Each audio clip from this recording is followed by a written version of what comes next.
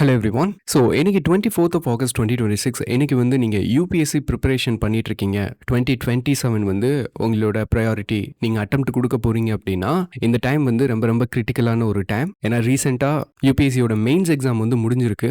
So நீங்கள் next இயர்க்கு attempt கொடுக்க போறீங்க அப்படின்னா உங்களோட ப்ரிப்பரேஷன் வந்து பார்த்தீங்கன்னா ஹோலிஸ்டிக்காக இருக்கணும். ஸோ ப்ரிலிம்ஸ்க்கு தனி, மெயின்ஸ்க்கு தனி அப்படின்னு உங்களுக்கு ப்ரிப்பரேஷனை வந்து நீங்கள் ஸ்ட்ராட்டஜைஸ் பண்ணக்கூடாது. So UPSC civil service exam preparation வந்து ஒரு whole preparation. So 2026 prelims exam முடிஞ்ச உடனே நம்ம வந்து ஒரு அனாலிசிஸ் வந்து பண்ணியிருந்தோம் யூபிஎஸ்சி கேட்ட கொஸ்டின்ஸை வச்சு.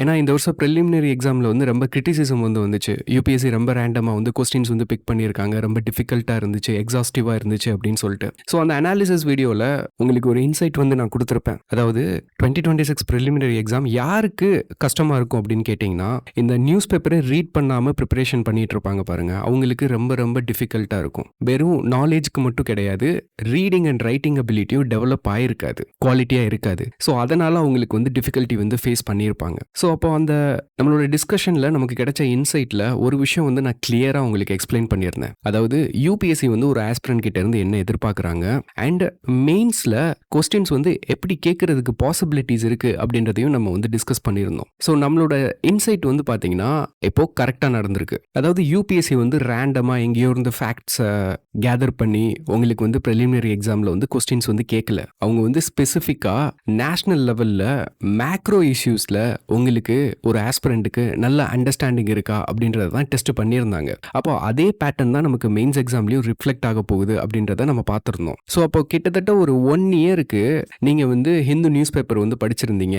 அதுவும் ஸ்பெசிஃபிக்காக எடிட்டோரியலில் நீங்கள் நல்லா ஃபோக்கஸ் பண்ணியிருந்தாலே இந்த வருஷம், அதாவது ஜிஎஸ் பேப்பர் 2 இருக்கட்டும், பேப்பர் 3 இருக்கட்டும், இதில் 20 கொஸ்டின் கேட்டிருக்காங்களா ஒரு பேப்பருக்கு. ஸோ அதில் உங்களுக்கு கிட்டத்தட்ட ஒரு 18 கொஸ்டின் வந்து டைரக்டாக நீங்கள் ஹிட் பண்ணியிருக்கலாம். அதில் என்ன இஷ்யூவை பேஸ் பண்ணி கேட்டிருக்காங்க அப்படின்றது உங்களுக்கு தெரியும். அதை வச்சு நீங்கள் ஆன்சர் பண்ணிடலாம். மிச்சம் இருக்கிற ஒரு 2 கொஸ்டினுமே ஸ்பெசிஃபிக்கான ஒரு இஷ்யூவில் இருந்து கேட்காட்டினாலும் உங்களுக்கு கரண்ட் அஃபேர்ஸில் ஒரு மல்டி லெவல் அண்டர்ஸ்டாண்டிங் இருந்தது அப்படின்னா அந்த ஜெனரிக் கொஸ்டினுமே உங்களால் ஆன்சர் பண்ணிட முடியும். ஸோ இன்னைக்கு வந்து நியூஸ் பேப்பர் அனாலிசிஸ் நம்ம ஸ்டார்ட் பண்ண போகிறதுக்கு முன்னாடி என்னென்ன கொஸ்டின்ஸ் கேட்டிருக்காங்க அப்படின்னு ஒரு ஓவர் வியூ மட்டும் கொடுத்துட்றேன். அதுக்கப்புறம் செப்பரேட்டாக மெயின்ஸ் கொஸ்டின் அனாலிசிஸ் வீடியோ வந்து உங்களுக்கு நான் கொடுக்குறேன். அதில் அந்த ஒவ்வொரு கொஸ்டினுக்கும் அந்த கொஸ்டின் ரிலேட்டடான கரண்ட் அஃபேர்ஸ் இஷ்யூவை நம்ம என்னைக்கு டிஸ்கஸ் பண்ணியிருக்கோம் அப்படின்ற அந்த வீடியோவும் எடுத்து வச்சு உங்களுக்கு கண்டெக்சுவலாக உங்களுக்கு நான் எக்ஸ்பிளைன் பண்ணுறேன்.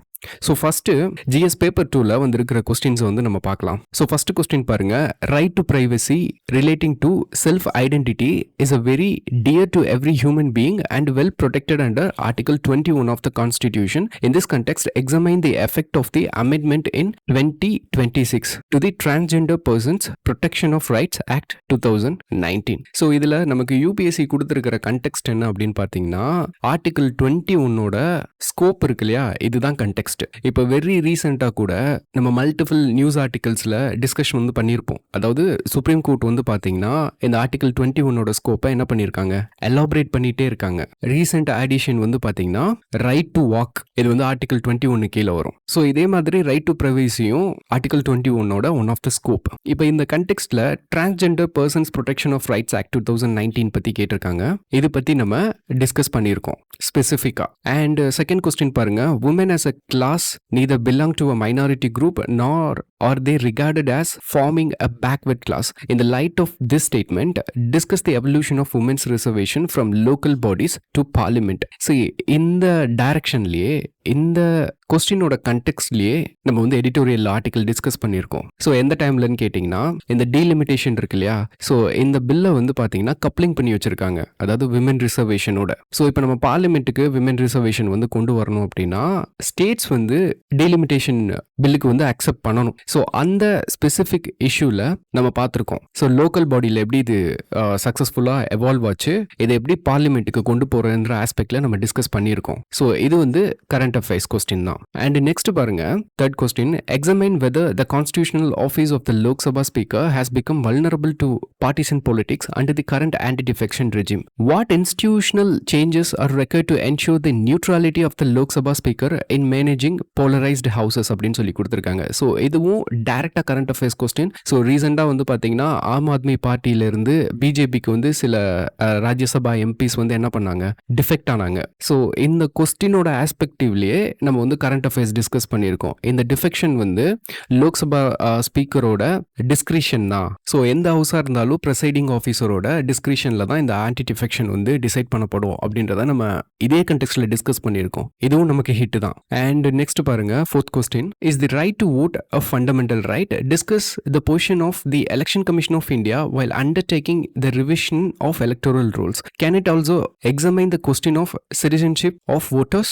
Direct question. நம்ம ஒரு வீடியோல மட்டும் நம்ம டிஸ்கஸ் பண்ணல, கிட்டத்தட்ட மல்டிபிள் வீடியோஸ்ல சேம் எக்ஸாக்ட் கண்டெக்ஸ்ட். அதாவது ரைட் டு ஓட் வந்து ஃபண்டமெண்டல் ரைட்டா, என்ன மாதிரியான ரைட்டுன்னு டிஸ்கஸ் பண்ணியிருக்கோம். எலெக்ஷன் கமிஷன் வந்து எலக்டரல் ரூலை ரிவைஸ் பண்றப்போ சிட்டிசன்ஷிப்பை வந்து நம்மளால கன்சிடர் பண்ண முடியுமா, எது வேலிடான டாக்குமெண்ட், சுப்ரீம் கோர்ட்டோட ஜட்மெண்ட் என்ன, ரீசெண்டா ஹோம் மினிஸ்ட்ரி வந்து என்ன மாதிரியான சேஞ்சஸ் வந்து பண்ணாங்க, எக்ஸ்டர்னல் அஃபேர்ஸ் மினிஸ்ட்ரி சிட்டிசன்ஷிப்னு வர்றப்போ அவங்களோட ஸ்டாண்ட்ஸ் என்னவா இருக்கு, இந்த மாதிரி மல்டிபிள் நியூஸ் ஆர்டிகல்ஸ் வந்து நம்ம டிஸ்கஸ் பண்ணியிருந்தோம். சேம் கண்டெக்ஸ்ட், டைரக்ஷன் கூட மாறாம கேட்டிருக்காங்க. And next question number 5. Do constitutional bodies like the National Commission for Scheduled Caste and the National Commission for Scheduled Tribes possess adequate enforcement powers to secure substantive social equality, such as measures to enhance their institutional effectiveness? See, இந்த question வந்து பார்த்தீங்கன்னா எனக்கு தெரிஞ்சு இந்த NCSCO இல்லை NCST பற்றி நம்ம ஸ்பெசிஃபிக்காக மேஜராக எந்த நியூஸ் ஆர்டிக்கலும் நமக்கு வரல. பட் இந்த நேஷனல் கமிஷன்ஸ் இருக்கு இல்லையா, ஸ்டாச்சுட்டரி கான்ஸ்டியூஷனல் பாடிஸ் பற்றி நம்ம டிஸ்கஸ் பண்ணுறப்போ ஓவராலாக ஜெனரிக்காக இதோட எஃபெக்டிவ்னஸை எப்படி வந்து நம்ம இம்ப்ரூவ் பண்ணலான்னு டிஸ்கஸ் பண்ணியிருக்கோம். அண்ட் நெக்ஸ்ட் கொஸ்டின் நம்பர் 6 பாருங்க. Does India's tribal development policy reflect the aspirations for a socially grounded and equity based governance? Justify your answerனு கொடுத்துருக்காங்க. சரி, இதுவுமே நமக்கு வந்து ஹிட் தான். அதாவது வந்து பார்த்தீங்கன்னா இதில் இந்தியாவோட ட்ரைபல் டெவலப்மெண்ட் பாலிசி பற்றி கேட்டிருக்காங்க.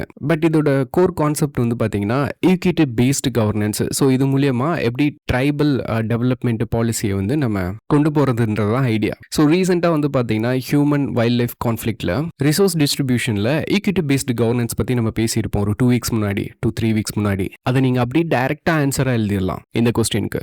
அண்ட் நெக்ஸ்ட் வந்து பாருங்க, malnutrition in India is not merely a public health concern, it is also a challenge of social equity, human development and effective welfare governance டிஸ்கஸ்னு கொடுத்துருக்காங்க. ஸோ இதில் வந்து பார்த்தீங்கன்னா கடைசியாக நம்ம malnutrition பற்றி நம்ம டிஸ்கஸ் பண்ணோம். வாட் இஸ் malnutritionனு பார்த்தோம். ஸோ இந்தியாவோட சுச்சுவேஷன் என்ன அப்படின்றத பார்த்தோம். அது போக நேஷனல் ஃபேமிலி ஹெல்த் சர்வே 6 வந்து ரிலீஸ் பண்ணியிருக்காங்க. அதில் நமக்கு ரொம்ப சீரியஸான கன்சர்ன் வந்து malnutrition தான் அப்படின்றத நம்ம பார்த்துருந்தோம். அண்ட் அது போக வந்து பார்த்தீங்கன்னா இந்தியாவோட டபுள் பர்டன், அதாவது malnutritionல both undernutrition and overnutrition பற்றி நம்ம பார்த்துருந்தோம். ஸோ அதனால எப்படி நான் கம்யூனிகபிள் டிசீஸ் வந்து இந்தியாவில் இன்க்ரீஸ் ஆகிட்டு இருக்கு அண்ட் இன்னும் இது எப்படி இந்தியாவுக்கு பர்டன் கொடுக்க போகுது அப்படின்றதையும் நம்ம டிஸ்கஸ் பண்ணியிருந்தோம். ஸோ அந்த கொஸ்டின் தான் இது. And next question number 8. Analyse the advantages and limitations of the generalist structure of the Indian civil service in contemporary governance. சரி, இந்த கொஸ்டினுக்கு வந்து நீங்கள் ஸ்பெசிஃபிக்காக ப்ரிப்பேர் பண்ணியிருக்கணும்னு தேவையே கிடையாது. ஏன்னா not even once, multiple time நீங்கள் யூபிஎஸ்சி எக்ஸாம் ப்ரிப்பேர் பண்ண வர்றீங்க அப்படின்னா இது ஸ்பெஷலிஸ்டுக்கான எக்ஸாம் கிடையாது, இது ஜென்ரலிஸ்டுக்கான எக்ஸாமு. ஜென்ரலிஸ்டாக இருந்தால் அதோட அட்வான்டேஜஸ் என்ன, அதோட லிமிடேஷன்ஸ் என்ன அப்படின்றத டீட்டெயிலாக கவர் பண்ணியிருக்கேன். நான் வெறும் கரண்ட் அஃபேர்ஸ்லேயே கவர் பண்ணியிருக்கோம். நம்ம சேனலில் நீங்கள் ரொம்ப நல்லா ஃபாலோ பண்ணிட்டு இருந்தீங்க அப்படின்னா அந்த ஃபாலோவர்ஸ்க்குலாம் தெரியும். இது வந்து நம்ம சிலபஸில் வந்து பார்த்தீங்கன்னா ரோல் ஆஃப் சிவில் சர்வீசஸில் வரும். And next question number 9. So இது வந்து பார்த்தீங்கன்னா ஸ்பெசிஃபிக்கான question. IPMDA, Indo-Pacific Partnership for Maritime Domain Awareness, bridges the gap between India's SAGA, Security and Growth for All in the Region vision, and the Quad's collective Indo-Pacific strategy. Make a critical assessment of the statement focusing on IPMDA. இதில் வந்து நம்ம சாகர் வந்து பார்த்துருக்கோம் டீட்டெயிலாக, குவாட்ஸோட collective Indo Pacific strategy பற்றி பார்த்துருக்கோம். But IPMDA வந்து just ஒரு நியூஸாக தான் கவர் பண்ணோம், பட் டீட்டெயிலாக பண்ணலை. பட் இந்த கொஸ்டினோட ஒரு அட்வான்டேஜ் என்ன அப்படின்னா, இந்த 2 ஆஸ்பெக்ட் உங்களுக்கு தெரிஞ்சிச்சு அப்படின்னா ஜஸ்ட் IPMDA பற்றி நமக்கு தெரிஞ்சிருந்தாலே இந்த கொஸ்டின்ஸ்க்கு வந்து ஆன்சர் பண்ணிடலாம். ஓகே. அண்ட் நெக்ஸ்ட் வந்து பாருங்க, கரண்ட் அஃபேர்ஸ் தான், பட் ஸ்பெசிஃபிக்காக ஒரு பெரிய இஷ்யூ பற்றி கேட்கல, ஒரு ஜென்ரலான ஒரு கொஸ்டின் தான் கேட்டிருக்காங்க. BRICS acts as a powerful counterweight in global governance, actively amplifying amplifying the voice and influences of the global south. Explain the role BRICS in projecting itself as an alternative to the other groupings அப்படின்னு சொல்லி கொடுத்துருக்காங்க. இது வந்து ஒரு specific issue கிடையாது, இது வந்து multiple issues. அதாவது குளோபல் கவர்னன்ஸில் எப்படி வெஸ்டர்ன் கண்ட்ரிஸ், டெவலப்டு கண்ட்ரிஸ் மட்டும்தான் டாமினேட் பண்ணுறாங்க, யூஎன்எஸ்சியாக இருக்கட்டும், WTO இருக்கட்டும். ஸோ எந்த ஒரு குளோபல் கவர்னன்ஸ் இன்ஸ்டிடியூஷன் எடுத்துக்கோங்க, அதில் வெஸ்டர்ன் கண்ட்ரிஸ் தான் டாமினேட் பண்ணுவாங்க. குளோபல் சவுத் வந்து அவங்களுக்கு வாய்ஸ் இருக்காது. ஸோ குளோபல் சவுத்தோட லீடர்ஷிப்பை அசியூம் பண்ணுறதுக்கான ஆஸ்பிரேஷன்ஸ் வந்து பார்த்தீங்கன்னா இந்தியாவுக்கு இருக்குது. ஸோ அதனால் நம்ம தான் அந்த வாய்ஸை வந்து நம்ம கொடுத்துட்ருக்கோம் குளோபல் சவுத், அதாவது டெவலப்பிங் கண்ட்ரீஸ்க்கு. அப்போ இந்த மாதிரி international or global governance institutions வந்து ஃபெயில் ஆகுறப்போ நமக்கு ரெண்டு ஆப்ஷன் இருக்குது. ஒன்று வந்து ரீஜனல் குரூப்பிங்ஸ் வந்து கவுண்டர் வெயிட்டாக ஆக்ட் ஆகலாம். இன்னொன்று வந்து இந்தியா வந்து குளோபல் சவுத்தோட லீடர்ஷிப் அசியூம் பண்ணி இந்தியா வந்து லீடர்ஷிப் வந்து ப்ரொடியூஸ் பண்ணலாம். ஸோ ரெண்டு சொல்யூஷன் வந்து நம்ம கிட்ட இருக்கு. இந்த ரெண்டு சொல்யூஷனுமே நம்ம வந்து டிஸ்கஸ் பண்ணியிருக்கோம் நியூஸ் அனாலிசிஸ்ல. Okay, and question number 11, discuss the position of the governor in the federal polity of India. What is the nature of his power while giving assent to a bill passed by the state legislature? Is he bound by the aid and advice of his council of ministers in all his functions அப்படின்னு சொல்லி நம்ம பார்த்துருக்கோம். சரி, இதுவுமே வந்து பார்த்தீங்கன்னா exact current affairs. So Tamil Nadu government வந்து பார்த்தீங்கன்னா சில பில்ஸை வந்து என்ன பண்ணியிருந்தாங்க, கவர்னர் வந்து பாஸ் பண்ணாமல் பெண்டிங்கில் வச்சுருந்தாங்க. ஸோ அதுக்கு வந்து சுப்ரீம் கோர்ட் வந்து என்ன பண்ணாங்கன்னா ஜுடிஷியல் அசென்ட் வந்து கொடுத்துருந்தாங்க. ஒரு பில்லுக்கான அசென்ட் வந்து நம்ம கான்ஸ்டியூஷன் வந்து யார் கொடுக்கணும் அப்படின்றத முடிவு பண்ணியிருக்கு, அதாவது எக்ஸிக்யூட்டிவ்ஸ் தான். ஸோ எக்ஸிக்யூட்டிவ்ஸ்க்கான ஹெட் யாரு? ஸ்டேட் லெவலில் வந்து கவர்னர், இந்தியாவுக்கு வந்து பார்த்தீங்கன்னா பிரசிடென்ட். இப்போ நம்ம கான்ஸ்டியூஷன் வந்து இவங்களுக்கு எந்த விதமான டைம் பீரியடும் கொடுக்கல, இந்த டைம்குள்ளே நீங்கள் என்ன பண்ணணும், ஒரு பில்லுக்கு வந்து அக்சென்ட் கொடுக்கணும் அப்படின்ட்டு. பட் சுப்ரீம் கோர்ட் வந்து அவங்களோட பவர் அண்டர் ஆர்டிகல் 142க்கு கீழே என்ன பண்ணாங்கன்னா, ஸோ கான்ஸ்டியூஷன் வந்து as soon as possible அப்படின்னு கொடுத்துருக்காங்க, விச் மீன்ஸ் அர்ஜென்சியை தான் அது வந்து இம்ப்ளை பண்ணுது. அப்போ சுப்ரீம் கோர்ட்டே என்ன பண்ணாங்க, ஒரு டைம் பீரியட் வந்து செட் பண்ணிட்டாங்க. செட் பண்ணிட்டு பெண்டிங்ல இருந்த தமிழ்நாடோட சர்டன் பில்ஸை வந்து அசென்ட் கொடுத்துட்டாங்க. பட் லேட்டரா வந்து லார்ஜர் கான்ஸ்டியூஷன் பெஞ்ச் வந்து அதை வந்து நல்லிஃபை பண்ணிட்டாங்க, அது வேற விஷயம். பட் இந்த இஷ்யூல வந்து உங்களுக்கு அண்டர்ஸ்டாண்டிங் இருந்தாலே போதும், அந்த டைரக்ஷன்ல தான் கேட்டிருக்காங்க.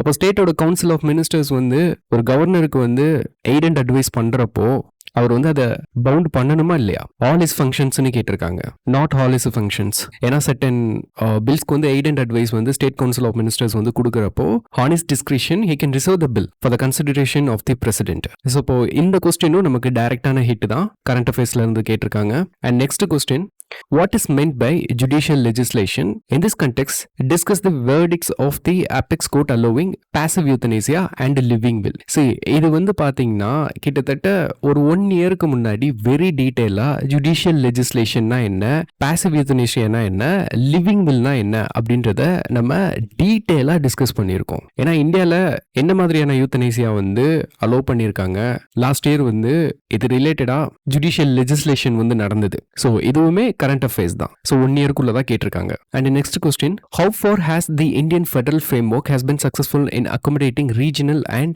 cultural diversity, highlight the role of asymmetric federalism and suggest measures to make dispute resolution mechanisms more effective னு கேட்டிருக்காங்க. சரி, இது வந்து என்னை பொறுத்த வரைக்கும் இது வந்து ஒரு கொஸ்டின் கிடையாது, இது 3 டிஃப்ரெண்ட் கொஸ்டின். ஸோ ஃபர்ஸ்ட் வந்து பார்த்தீங்கன்னா இந்தியாவோட ஃபெடரல் ஃப்ரேம் ஒர்க்கில் எப்படி டிசைன் பண்ணியிருக்காங்க, ரீஜனல் அண்ட் கல்ச்சரல் டைவர்சிட்டியை இன்க்ளூட் பண்ணி அப்படின்றது தான் கொஸ்டின். ஸோ இது நம்ம டிஸ்கஸ் பண்ணியிருக்கோம். நெக்ஸ்ட் வந்து highlight the role of asymmetric federalism அப்படின்னு சொல்லி கேட்டிருக்காங்க. ஸோ இது வந்து பார்த்தீங்கன்னா ஏசிமெட்ரிக் ஃபெடரலிசம் தான் இந்தியன் கைண்ட் ஆஃப் ஃபெடரலிசம். இது வந்து ட்ரூ ஃபெடரலிசம் கிடையாது, but it is a federalism. இது எப்படி கிளாசிஃபை பண்ணுவோம்னா ஏசிமெட்ரிக்னு கிளாசிஃபை பண்ணுறோம். கிட்டத்தட்ட ஒரு 4-5 ஆர்டிகிள் கிட்ட exact specific word asymmetric federalism பற்றி டிஸ்கஸ் பண்ணியிருக்கோம். And dispute resolution mechanisms. So இந்த கண்டெக்ஸ்ட்ல டிஸ்பியூட் ரெசல்யூஷன் மெக்கானிசம் வந்து பார்த்தீங்கன்னா உங்களுக்கு ஏடிஆர்ல வராது, ஆல்டர்னேட் டிஸ்பியூட் ரெசல்யூஷன்ல வராது. இது வந்து பார்த்தீங்கன்னா சென்டர் ஸ்டேட் ரிலேஷன்ஸ்ல வரும். ஸோ கான்ஸ்டியூஷன்ல என்னென்ன மாதிரியான ப்ரொவிஷன்ஸ்லாம் டிஸ்பியூட் ரெசல்யூஷனை ஃபோக்கஸ் பண்ணியிருக்காங்க, ஸோ யாருக்கான ஜூரிஸ்டிக்ஷன் இது, அதாவது சுப்ரீம் கோர்ட்டுக்கு இருக்கு. ஸோ இந்த மாதிரி விஷயங்கள்லாம் உங்களுக்கு தெரியணும். ஸோ அப்போ இந்த 3 இஷ்யூவும் நீங்கள் லிங்க் பண்ணி இதை எழுதுற மாதிரி இருக்கும். எதுவுமே current affairs direct hit question தான். And next question number 14, examine how the separation of powers is practised in India compared to the rigid presidential model of the United States of America.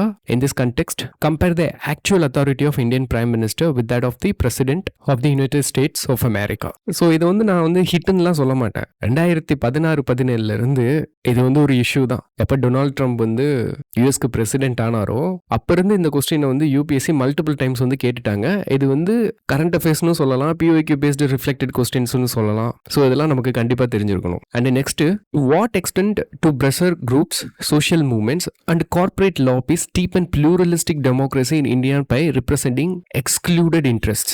Analyze whether the growing convergence of corporate wealth and political power poses a threat to autonomy of formal democratic institutions.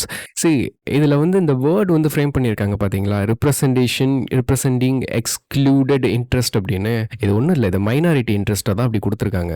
டைரெக்டாக மைனாரிட்டின்னு சொல்லலை. And corporate wealth பற்றி பேசியிருக்காங்க, political powers பற்றி பேசியிருக்காங்க, corporate lapis பற்றி பேசியிருக்காங்க.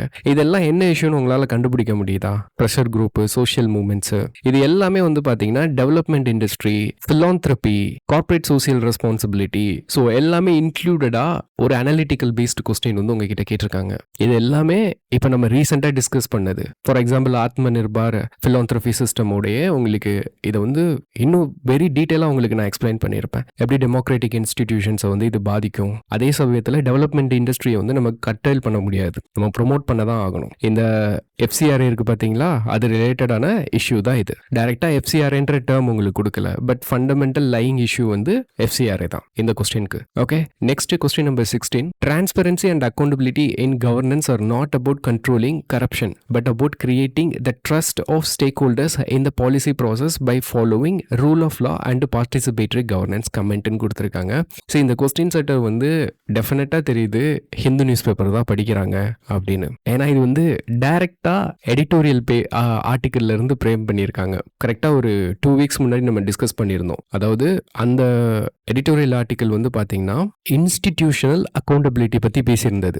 இந்த institutional அக்கௌண்டபிலிட்டியில் ட்ரஸ்ட்டை வந்து நம்ம என்ன பண்ணியிருந்தோம், மெயின் ஃபேக்டராக வச்சு இந்த ட்ரஸ்ட்டை வந்து பில்டு பண்ணாதான் ஹெல்த் செக்டரோட இன்ஸ்டிடியூஷனல் அக்கௌண்டபிலிட்டி என்ன ஆகும், இன்க்ரீஸ் ஆகும். அப்படி இன்க்ரீஸ் ஆனாதான் நம்ம வந்து என்ன பண்ண முடியும், டெமோக்ரஸியை ஆஸ் எ இன்ஸ்டிடியூஷனாக ஸ்ட்ரென்தன் பண்ண முடியும். ஸோ நம்மளோட டெமோக்ரஸியில் எது வந்து fundamental, rule of law, participatory governance, இதெல்லாம் எக்ஸாக்ட் சேம் கண்டெக்ஸ்ட்ல கொஸ்டின் கேட்டிருக்காங்க. அண்ட் நெக்ஸ்ட் கொஸ்டின் பாருங்க, can the constitutional mandate of right-based welfare be effectively realized in the context of non-integrated governance and minimal public investment? Exam என்ன கேட்டிருக்காங்க. சரி, right-based welfare, ரீசெண்டாக food security பார்த்தோமா, right-basedனு. அதே மாதிரி எம்ப்ளாய்மெண்ட் கேரண்டி இப்போ வந்து நேம் மாற்றிருக்காங்களா. ஸோ இதை பார்க்குறப்பவும் right-based வந்து பார்த்தோமா, right-based welfare. ஸோ அனாலிட்டிக்கலாக அது ரிலேட்டடாக கொஸ்டின் கேட்டிருக்காங்க. Okay, current affairs direct hit.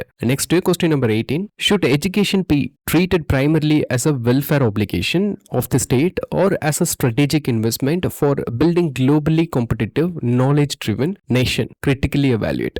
Direct editorial question இது. ரீசெண்டாக லாஸ்ட் ஒரு 1 or 2 மந்த்குள்ள தான் டிஸ்கஸ் பண்ணோம். என்ன மாதிரியான ரிஃபார்ம் வந்து நம்மளோட எஜுகேஷனுக்கு தேவை, இதை வந்து நம்ம வெல்ஃபேர் ஆப்ளிகேஷனாக ட்ரீட் பண்ணணுமா, இல்லை ப்ரைவேட் செக்டரை வந்து இதில் ப்ரொமோட் பண்ணணுமா அப்படின்ற ஸ்ட்ராட்டஜிக் ஆப்ஜெக்டிவ்ல நம்ம எடிட்டோரியல் பேஜ் ஆர்டிகல் டிஸ்கஸ் பண்ணியிருக்கோம். ஸோ டைரக்ட் கொஸ்டின் இது. And next, India's global diaspora acts as a living bridge, as a critical economic factor and knowledge network in transforming cultural heritage into geopolitical influence and strategic leverage worldwide. Critically examine this statement.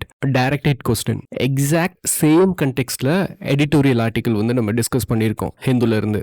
And ஒரு data point article கூட discuss பண்ணியிருக்கோம், எனக்கு ஞாபகம் இருக்கு. இந்த critical economic factor டயஸ்போராவோடது, அதாவது ரெமிட்டன்ஸாக இருக்கட்டும், என்ஆர்ஐஸோட certain டெபாசிட்ஸாக இருக்கட்டும், பேங்க் டெபாசிட்ஸ். ஸோ அந்த மாதிரி மல்டிபிள் ஆஸ்பெக்ட்ல, எக்கனாமிக் ஆஸ்பெக்ட்ல நம்ம டிஸ்கஸ் பண்ணியிருக்கோம் டயஸ்போரா இஷ்யூஸ். ஸோ இதுவுமே ஈஸி கொஸ்டின் தான். And last question, China's belt and road initiative has transformed south Asia from a regional space into a theatre of great power competition. Analyse the strategic implications of the belt road initiative for India's security and regional influence in south Asia. So இதுவும் discuss பண்ணியிருக்கோம், easy question. So இப்போ கிட்டத்தட்ட almost 20 கொஸ்டினுமே just நீங்கள் news paper read பண்ணுறது மூலியமா மட்டுமே answer பண்ணிடலாம். ஸோ எதுக்காக இவ்வளோ டீட்டெயிலாக இந்த கொஸ்டினை வந்து நம்ம பார்த்துட்டு இருக்கோம் அப்படின்னா, ஸோ உங்களுக்கு வந்து தெரியும், இது வந்து உங்களுக்கு கான்ஃபிடன்ஸ் கொடுக்கும், உங்களோட ப்ரிப்பரேஷன் வந்து ரைட்டான ஸ்ட்ராட்டஜி தான் பண்ணிட்டு இருக்கீங்க, ரைட்டான டைரக்ஷனில் தான் போகுது அப்படின்றது உங்களுக்கு ஷியோராக தெரிஞ்சிச்சு அப்படின்னா உங்களுக்கு அன்னெசரி ஃபியர் வந்து வராது. ஸோ அதனால இதை மைண்டில் வச்சுக்கோங்க. இந்த கம்பைலேஷன்ஸு, கரண்ட் அஃபேர்ஸ் கம்பைலேஷன்ஸ் போடுறாங்க இல்லையா, அதெல்லாம் வேஸ்ட் ஆஃப் டைம். யூபிஎஸ்சியோட டிமாண்ட் என்னன்னு தெரிஞ்சுக்கோங்க, அதுக்கு ஏற்ற மாதிரி தான் நம்மளோட ப்ரிப்பரேஷனை வந்து கொண்டு போகணும் நெக்ஸ்ட் 1 இயர்க்கு. ஸோ ரெகுலராக நியூஸ் அனாலிசிஸ் வந்து பாருங்க, பார்த்துட்டு நியூஸ் பேப்பரை வந்து நீங்கள் கண்டிப்பாக ரீட் பண்ணியே ஆகணும். இல்லைன்னா உங்களுக்கு வந்து ரீடிங் அண்ட் காம்ப்ரஹென்ஷன் அபிலிட்டி வந்து டெவலப் ஆகாது. டெவலப் ஆகலை அப்படின்னா ப்ரிலிமினரி ஸ்டேஜ்லேயே நம்ம வந்து வெளியே தள்ளி விட்டுருவாங்க. Okay, and paper 3 and individual question wise analysis வந்து உங்களுக்கு நான் ஃபர்தராக கொடுக்குறேன். அண்ட் நியூஸ் அனாலிசிஸை பொறுத்த வரைக்கும் எவ்வளோ சீக்கிரம் ஏர்லி மார்னிங் வந்து உங்களுக்கு நியூஸ் அனாலிசிஸ் வீடியோ கொடுக்க முடியுமோ அதை வந்து நான் என்ஷூர் பண்ணுறேன். ஸோ ரெகுலராக ஃபாலோ பண்ணுங்கள். அண்ட் இன்னும் சில இனிஷியேட்டிவ்ஸ்லாம் நான் கொண்டு வரேன். கொஞ்சம் கொஞ்சமாக கொஸ்டின்ஸ் வந்து உங்களுக்கு நான் ப்ரொவைட் பண்ணுறேன். And news analysis PDF document வந்து நீங்கள் எடுத்து வச்சுக்கோங்க. நீங்கள் நோட்ஸ் எடுக்கணும்னு அவசியம் கிடையாது. ஜஸ்ட் வீடியோவை பார்த்துட்டு அந்த டாக்குமெண்ட்ஸ் எல்லாம் எடுத்து ஃபைல் பண்ணி வச்சுக்கோங்க ரிவிஷனுக்கு. ஸோ அது வந்து நம்மளோட டெலிகிராம் சேனலில் வந்து நான் ப்ரொவைட் பண்ணுவேன். அதில் ஜாயின் பண்ணிக்கோங்க.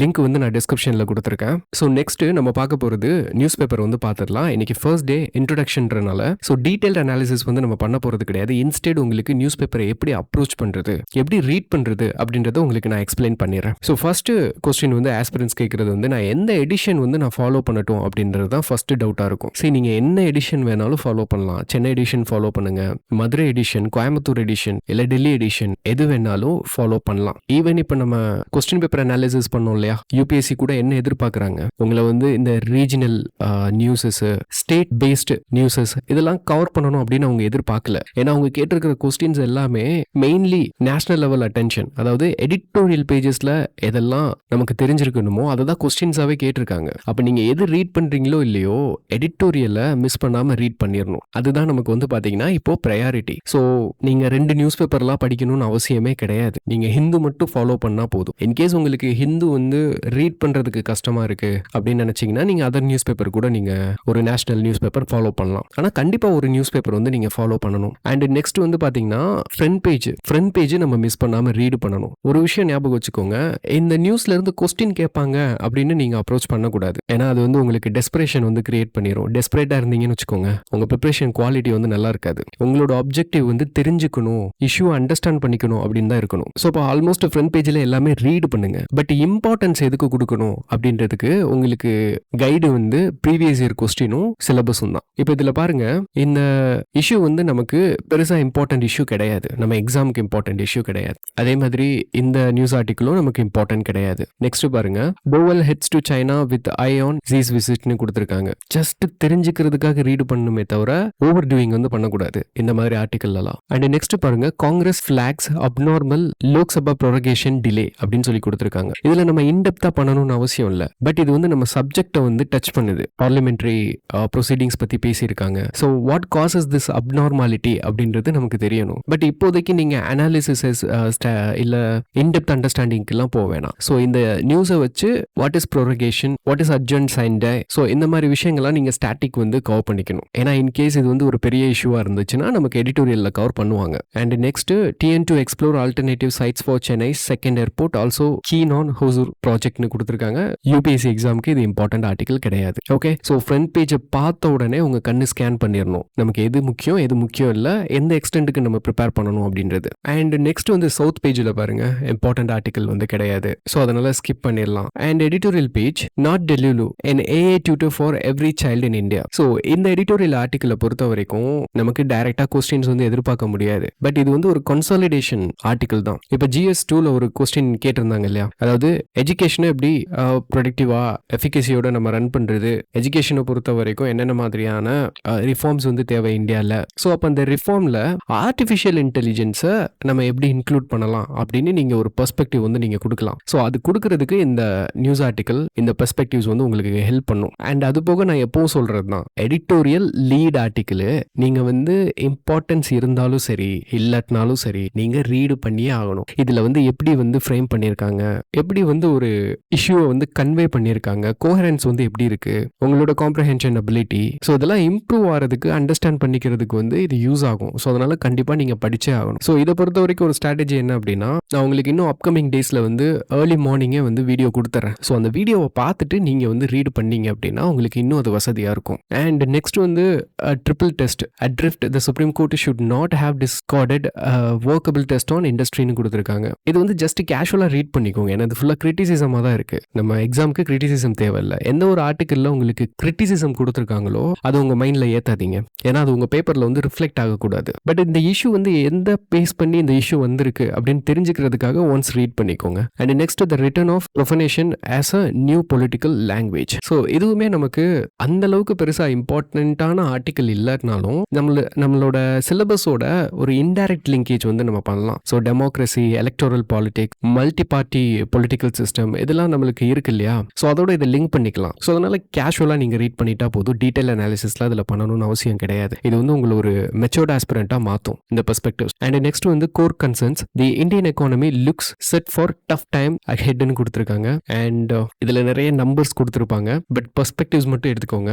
எதனால இந்தியன் கோர் இண்டஸ்ட்ரீஸ்க்கு வந்து இது டஃப் டைமாக இருக்க போகுது அப்படின்றத தெரிஞ்சுக்கோங்க. பட் இந்த நம்பர்ஸ்லாம் உங்களுக்கு இம்பார்ட்டன்ட் கிடையாது நம்மளோட எக்ஸாமுக்கு. அதனால இதெல்லாம் நீங்கள் நோட் பண்ணி மெமரைஸ் பண்ணணும்லாம் அவசியம் கிடையாது. அண்ட் நெக்ஸ்ட் ஒப்பீனியன் பேஜில் சிவிலைசேஷனல் அப்ரோச் டு சோஷியல் மீடியான்னு கொடுத்துருக்காங்க. ஸோ இதுவுமே நம்ம ஃபர்ஸ்ட் ஆர்டிகல் பார்த்தோம்ல, அந்த மாதிரி ஒரு கன்சாலிடேஷன் ஆர்டிகல் தான். ஒரு பெரிய இஷ்யூ வந்து டீல் பண்ணல. இது அண்டர்ஸ்டாண்டிங் வந்து உங்களுக்கு எஸ்ஏக்கும் எத்திக்ஸ்க்கும் செட் அண்ட் ஆஸ்பெக்ட்ல ஜிஎஸ்க்கும் யூஸ் ஆகும், அவ்வளவுதான். So casual reading is enough. And next data பாயிண்ட்ல பாருங்க, த rural urban divide in female labour force participation, very important article. And data பாயிண்ட்டை பொறுத்த வரைக்கும் இந்த டேட்டாஸ் முக்கியம் கிடையாது, இந்த டேட்டாஸ் கொடுக்குற அண்டர்ஸ்டாண்டிங் தான் நமக்கு முக்கியம். இதுல இருந்து கொஸ்டின்ஸ் வந்து ப்ரிலிம்ஸ்லயும் ஃப்ரேம் பண்ணலாம், மெயின்ஸ்லயும் கேட்கறதுக்கு வாய்ப்பு இருக்கு. ஸோ அண்டர்ஸ்டாண்ட் பண்ணிக்கணும். அண்ட் நெக்ஸ்ட் வந்து நியூஸ் பேஜில் வந்து பார்த்தீங்கன்னா இந்த பொலிட்டிக்கல் நியூஸ், இந்த கவர்மெண்ட்டை கிரிட்டிசைஸ் பண்ணுற மாதிரியான நியூஸஸ் அண்ட் இன்சிடென்ட்ஸ். அதில் செட்டன் இன்சிடென்ட்ஸ் வந்து பார்த்தீங்கன்னா கவர்மெண்ட்டோட ரெஸ்பான்சிபிலிட்டியை வந்து மிஸ் பண்ணியிருப்பாங்க, அதனால நடந்திருக்கும். ஃபார் எக்ஸாம்பிள் இந்த ஸ்டாம்பீடு. ஸோ இந்த மாதிரி கவர்மெண்ட் கிரிட்டிசைஸ் பண்ணுற மாதிரியான ஆர்டிகல்ஸ்லாம் நமக்கு தேவையில்லை. பட் சில இன்சிடென்ட்ஸ், ஃபார் எக்ஸாம்பிள் வந்து பார்த்தீங்கன்னா இண்டஸ்ட்ரி பேஸ்டு இன்சிடென்ட்ஸ் நடக்கும். இந்த ஃபயர் ஒர்க் ஆக்சிடென்ட்ஸாக இருக்கட்டும், கேஸ் லீக்கேஜஸாக இருக்கட்டும், இண்டஸ்ட்ரியல் அவுட் பிரேக், இதெல்லாம் வந்து governance related issue. So regulations வந்து மிஸ் ஆகுறதுனால நடக்கிறது. இந்த மாதிரி இன்சிடென்ட்ஸ்லாம் நம்ம கவர் பண்ணலாம். ஸோ இப்போ தெளிவாக நமக்கு வந்து தெரியணும். ஸோ ஆல்மோஸ்ட் இதில் எதுவுமே நமக்கு வந்து இம்பார்ட்டன்ட் நியூஸ் ஆர்டிக்கல் கிடையாது. அண்ட் நெக்ஸ்ட் வந்து பார்த்தீங்கன்னா no new H1N1 strains in India, existing vaccine சஃபிஷியன்ட்னு கொடுத்துருக்காங்க. ஸோ இந்த நியூஸ் ஆர்டிக்கல் வந்து சம்திங் இம்பார்ட்டன்ட்னா டீடைல் அனாலிசிஸ் பண்ண வேண்டாம், தெரிஞ்சுக்கணும். வாட் இஸ் H1N1னா என்ன, எதனால வேக்சின்ஸ் வந்து சஃபிஷியன்ட்டாக இருக்குன்னு இவங்க வந்து இப்போ டிக்ளேர் பண்ணியிருக்காங்க. ஸோ அதனால இந்த ஆர்டிக்கல்ல என்ன பேசியிருக்காங்கன்னு உங்களுக்கு கண்டிப்பா தெரிஞ்சிருக்கணும். அண்ட் நெக்ஸ்ட் இந்த நியூஸ் ஆர்டிகல் பாருங்க, PM calls upon space startups to make India a talent hub அப்படின்னு சொல்லி கொடுத்துருக்காங்க. ஸோ இதோட கிரிட்டிக்கல் ஆஸ்பெக்டிவ்ல நீங்க பார்க்க வேணாம். பட் இந்த டாபிக் வந்து நமக்கு இம்பார்ட்டன்ட். ஸோ மெயின்ஸ்லயும் சரி, ப்ரிலிம்ஸ்லயும் சரி. அதனால இது ரிலேட்டடா என்னென்ன ஃபேக்ட்ஸ் இருக்கு என்னன்றதை நம்ம வந்து பார்த்துடணும். And next supreme court committee pulls up Assam government for inaction over mining activity near 𝗥𝗲𝗪. So ஓவராலா பேக்ரவுண்ட் என்ன அப்படின்னு பார்த்துட்டு சில ஃபேக்ட்ஸ் வந்து நம்ம இதுல இருந்து அண்டர்ஸ்டாண்ட் பண்ணிக்கணும். 𝗥𝗲𝗪னா என்ன, இது எங்க இருக்கு, எதனால மைனிங் இஷ்யூ இங்க இருக்கு, இந்த மைனிங் இஷ்யூனால 𝗥𝗲𝗪ல என்னென்ன மாதிரியான இம்ப்ளிகேஷன்ஸ், என்ன மாதிரியான இம்பாக்ட் வந்து நடக்கும் அப்படின்றத நீங்க தெரிஞ்சு வச்சுக்கணும். அண்ட் இது ரிலேட்டடா மேப்பும் நீங்க ஃபாலோ பண்ணி வச்சுக்கணும். அண்ட் நெக்ஸ்ட் வந்து மணி வைஸ் வந்து நமக்கு தேவையில்ல. ஸோ சயின்ஸ்ல பாருங்க, global space norms find a firm footing in India's new re-entry rule. For many decades, there were few rocket launches and few new satellites in orbit every year. So there were also a few re-entries, and most of them simply burned up in the atmosphere with little consequence. But today, low Earth orbit hosts several thousand satellites, with the private companies planning for many more. So அப்ப நம்ம அந்த news பேஜ்ல prime மினிஸ்டரோட அந்த கால் பார்த்தோம் இல்லையா, அதையும் இதையும் நீங்க லிங்க் பண்ணிக்கணும். இன்கேஸ் வந்து நம்ம ஸ்டார்ட் அப்ஸ் வந்து இன்க்ரீஸ் பண்றோம் அப்படின்னா அதோட கான்சிக்வன்சஸ் பத்தி தான் இந்த ஆர்டிக்கல்ல பேசியிருக்காங்க. ஸோ அதனால இந்த ஆர்டிக்கல் வந்து நமக்கு இம்பார்ட்டன்ட். இதை வந்து நீங்க அண்டர்ஸ்டாண்ட் பண்ணிக்கணும். ஸோ எப்படி வந்து இதுக்கு முன்னாடி கவர்னன்ஸ் நடந்தது, ரீஎன்ட்ரி ரூல்ஸ் என்ன, இப்போ என்ன சேஞ்ச் பண்ணணும், ஃபியூச்சர் ப்ராஸ்பெக்டிவ்ஸ் என்ன, ஸோ இது எல்லாமே இந்த ஆர்டிக்கல் நீங்க படிக்கிறது மூலியமா தெரிஞ்சிடும். அண்ட் நெக்ஸ்ட் வந்து டெக்ஸ்ட் அண்ட் கண்டெக்ஸ்ட். ஸோ வந்தே மாத்திரம் அந்த ரைட் டு டிசென்ட். ஸோ இது வந்து ஒரு கான்ட்ரவர்ஷின்றனால இது ரிலேட்டடா கொஸ்டின்ஸ் வந்து உங்களுக்கு வராது ஃபர்ஸ்ட் வந்தே மாத்திரம்ல இருந்து. பட் இங்க பாருங்க, ரைட் டு டிசென்ட் பத்தி பேசியிருக்காங்க. அப்போ இதோட லிங்கேஜ் வந்து உங்களுக்கு தெரிஞ்சிடணும். அதுக்கு இந்த ஆர்டிக்கல் நீங்க ரீட் பண்ணணும். ரைட் டு டிசென்ட்னா என்ன, எப்படி வந்தே மாத்திரமும் இது கிளாஸ் ஆகுது அப்படின்னு. அண்ட் நெக்ஸ்ட் வந்து பாருங்க, டெக்ஸ்ட் அண்ட் கண்டெக்ஸ்ட்ல what the changes when artificial intelligence moves from reading viral genomes to designing them. Very important article. ஏன்னா இது நாள் வரைக்கும் ஆர்டிஃபிஷியல் இன்டெலிஜென்ஸ்னு எடுத்துட்டீங்கன்னா நம்ம வந்து இந்த ஜெனரேட்டிவ் ஏஐ பத்தி தான் பார்த்துட்டு இருக்கோம். ஸோ ஜெனரேட்டிவ் ஏஐ வந்து என்ன பண்ணும், ப்ரெடிக்ட் பண்ணும். ஸோ இந்த ப்ரெடிக்ஷனை நமக்கு ஏற்ற மாதிரி நம்ம என்ன பண்ணிட்டு இருக்கோம், யூஸ் பண்ணிட்டு இருக்கோம். ஸோ இதோட one of the consequences biology எடுத்துட்டீங்கன்னா ஆல்ஃபா ஃபோல்டுலாம் பார்த்துருந்தோம். நம்ம ஆல்ஃபா ஃபோல்டுன்றது என்னது, ஆக்சுவலா ஒரு புரோட்டீன் வந்து சிந்தசிஸ் ஆகிறப்போ அது வந்து ஃபோல்ட் ஆகும். அந்த ஃபோல்டை மட்டும் நம்ம ப்ரெடிக்ட் பண்ணிட்டோம்னு வச்சுக்கோங்களேன், நிறைய டிசீஸை வந்து நம்மளால கியூர் பண்ண முடியும். அதை வந்து இந்த ஆல்ஃபா ஃபோல்ட் அப்படின்ற ஏஐ யூஸ் பண்ணி அக்யூரேட்டா ப்ரெடிக்ட் பண்ணாங்க. இப்போ இந்த நியூஸ் ஆர்டிக்கல்ல இருந்து நமக்கு என்ன தெரிய வருதுன்னா, வெறும் ப்ரெடிக்ஷன் மட்டும் கிடையாது, ப்ரெடிக்ஷனை வச்சு இனிமே ஜெனரேட்டும் பண்ண முடியும். ஸோ ஏஐ வந்து வைரஸோட ஜீனோம்ஸ் இருக்கு இல்லையா, அதை வந்து டிசைன் பண்ணிருக்கு. இதுல என்ன ஒரு ரிமார்க்கபிள் ஃபியூச்சர் அப்படின்னு பாத்தீங்கன்னா, அதாவது இப்போ ஒரு பாக்டீரியா இருக்குன்னு வச்சுக்கோங்க. இந்த பாக்டீரியாவை வைரஸ் வந்து என்ன பண்ணும், பண்ணும்? இன்ஃபெக்ட் வந்து பண்ணும். இன்ஃபெக்ட் பண்ணி இந்த பாக்டீரியா வந்து டெஸ்ட்ராய் பண்ணிரும். பட் இந்த பாக்டீரியாக்குன்னு ஒரு ரெசிஸ்டன்ஸ் மெக்கானிசம் இருக்கும் இல்லையா வைரஸஸ்க்கு அகேன்ஸ்டா. ஸோ அதை வந்து நேச்சுரலா இந்த வைரஸஸ் வந்து என்ன பண்ணும்? ஓவர் கம் பண்ணும். பட் இந்த ஆர்டிஃபிஷியல் இன்டெலிஜென்ஸ் மூலியமா கிரியேட் பண்ண இந்த வைரல் ஜீனோம்ஸ் வந்து இந்த பாக்டீரியல் ரெசிஸ்டன்ஸை ஒரிஜினல் வைரஸை காட்டிலும் எஃபெக்டிவா என்ன பண்ணும்? டேக்கிள் பண்ணுன்னு சொல்றாங்க. இது வந்து நமக்கான பயோசெக்யூரிட்டின்னு சொல்றாங்க. ஸோ பயோசெக்யூரிட்டினா என்னன்னா, இப்போ நமக்கு வந்து பாத்தீங்கன்னா ஆன்டி மைக்ரோபியல் ரெசிஸ்டன்ஸ் வந்து ஒரு பெரிய கன்சர்னா. நம்ம கிட்ட இருக்கிற ஆன்டிபயோட்டிக்ஸ்லாம் செர்டன் பாக்டீரியாஸ்க்கு அகேன்ஸ்டா இன்எஃபெக்டிவா மாறிட்டு இருக்கு. அப்படி நம்மளோட அந்த ட்ரக்ஸ் எல்லாம் இன்எஃபெக்டிவா மாறிடுச்சுன்னா திரும்ப அந்த பாக்டீரியா மூலியமா காஸ் ஆகிற டிசீஸ் எல்லாம் திரும்ப வர்றதுக்கு வாய்ப்பு இருக்கு. இது வந்து நம்ம நேஷனல் லெவல்ல இன்டர்நேஷனல் லெவல்ல பெரிய இஷ்யூ. அப்ப இந்த மாதிரியான பாக்டீரியாஸை ஒரு மோடிஃபைடு வைரஸ் நம்ம ஆர்டிஃபிஷியல் இன்டெலிஜென்ஸ் வச்சு கிரியேட் பண்ணதை யூஸ் பண்ணி கில் பண்ணலாம் இல்லையா? இது ஒன் ஆஃப் த ஸ்கோப் தான் விச் கிரியேட் பயோசெக்யூரிட்டி இல்லையா? ஸோ இப்போ இந்த மாதிரி ஐடியாஸ்லாம் நீங்க தெரிஞ்சுக்கணும். உங்களுக்கு வந்து யூபிஎஸ்சி சயின்ஸ் அண்ட் டெக் கொஸ்டின்ல ஒரு ட்ரிக்கியா ஒரு ஸ்டேட்மெண்ட் வந்து செட் பண்ணுவாங்க. Viral genome can be created by artificial intelligence அப்படின்னு. That is a right statement. ஏன்னா இது வந்து ரொம்ப ட்ரிக்கியா இருக்கும். இன்கேஸ் நீங்க வந்து ஆர்டிஃபிஷியல் இன்டெலிஜென்ஸோட இப்ப கரண்ட் டெக்னாலஜி ரீட் பண்ணியிருந்தீங்க அப்படின்னா இதுக்குன்னு சட்ட லிமிடேஷன்ஸ் இருக்கு அப்படின்றது உங்களுக்கு தெரிஞ்சிருக்கும். இது வந்து வெறும் ப்ரெடிக்டிவ் இன் நேச்சர் அப்படின்றது தெரிஞ்சிருக்கும். அப்புறம் எப்படி நீங்க கிரியேட் பண்ணும் அப்படின்னு சொல்லி கன்ஃபியூஸ் ஆயிடுவீங்க. But actually factually it is right. Okay, so that's it. So இந்த மாதிரி நீங்க நியூஸ் பேப்பரை வந்து நீங்க என்ன பண்ணணும்? கவர் பண்ணணும், ரீட் பண்ணணும், அண்டர்ஸ்டாண்ட் பண்ணிக்கணும். Okay, that's it.